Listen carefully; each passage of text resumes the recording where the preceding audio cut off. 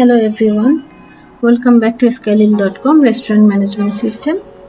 আজকে আমরা দেখব কিভাবে আপনি প্রোডাক্ট ম্যানেজমেন্ট অপশনে গিয়ে আপনার প্রোডাক্ট অ্যাড করতে পারবেন। প্রোডাক্ট অ্যাড করতে হলে সবার আগে আপনাকে ক্যাটাগরি এবং সাব ক্যাটাগরি বানাতে হবে। ক্যাটাগরি বানানোর জন্য ক্যাটাগরি অপশনে গিয়ে অ্যাড বাটনে ক্লিক করলে আপনি ক্যাটাগরির নাম দিতে পারবেন। সর্টিং নাম্বার দেওয়ার প্রয়োজন নেই। এখানে মিডিয়া ফাইল থেকে চুজ করে এখানে অসংখ্য আইকনের ছবি দেওয়া আছে, সেখান থেকে আপনি আইকন সিলেক্ট করতে পারবেন এবং সাবমিট বাটনে ক্লিক করলে আপনার ক্যাটাগরি ক্রিয়েট হয়ে যাবে। এরপর আপনাকে সাব ক্যাটাগরি ক্রিয়েট করতে হবে। সাব ক্যাটাগরি অপশনে গেলে আপনি ক্যাটাগরির নাম সিলেক্ট করতে পারবেন। সাব ক্যাটাগরির নাম সিলেক্ট করবেন,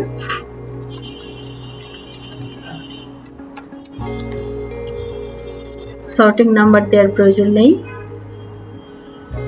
এরপরে আইকন থেকে ফাইল থেকে আপনি আইকন চুজ করবেন এবং সাবমিট বাটনে ক্লিক করবেন। আপনার সাব ক্যাটাগরি তৈরি হয়ে গিয়েছে। আমরা এখানে দুটো সাব ক্যাটাগরি ক্রিয়েট করে দেখাচ্ছি।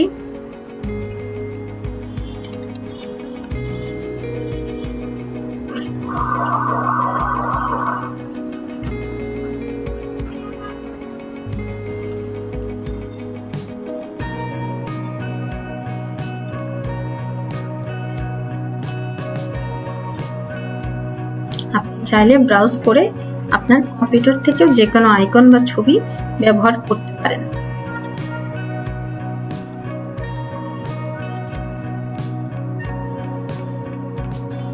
সো আমার এখানে দুটো আইটেম অ্যাড হয়ে গেছে, ক্যাটাগরির আন্ডারে দুটো সাব ক্যাটাগরি অ্যাড হয়েছে। এখন আমি প্রোডাক্ট অ্যাড করব। অ্যাড বাটনে ক্লিক করব, প্রোডাক্টের নেম দিব রাইস, কিংবা যে ব্র্যান্ডের, যেমন রেগুলার রাইসের জন্য সাধারণত মিনিকেট ইউজ করা হয়, মিনিকেট। এসকিউ দিলাম MR1,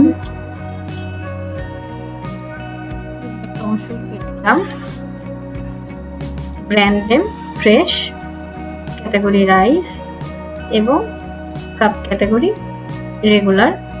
এখানে সাধারণত সবার উপরেরটা সিলেক্ট থাকে, আমি এখান থেকে রেগুলার রাইস করে দিলাম। ব্রাঞ্চ, মেইন ব্রাঞ্চ, এখানে ব্রাঞ্চ এখন একটাই আছে। আপনাদের আরো ব্রাঞ্চ থাকলে আপনারা সেটার জন্য সেগুলোকে এখানে এক এক করে সিলেক্ট করতে পারবেন। মিডিয়া ফাইল থেকে প্রোডাক্টের ছবি সিলেক্ট করতে চাইলে আমি এখান থেকে একটা রাইসের ছবি, রাইস প্ল্যাটারের ছবি অ্যাড করছি এবং সাবমিট বাটনে ক্লিক করছি। আমার এই প্রোডাক্টটা অ্যাড হয়ে গিয়েছে। তো এভাবেই আপনি আপনার প্রোডাক্ট অ্যাড করতে পারবেন। প্রোডাক্ট যত বাড়াবেন তত প্রোডাক্ট লিস্ট আপনার আস্তে আস্তে বড় হতে থাকবে।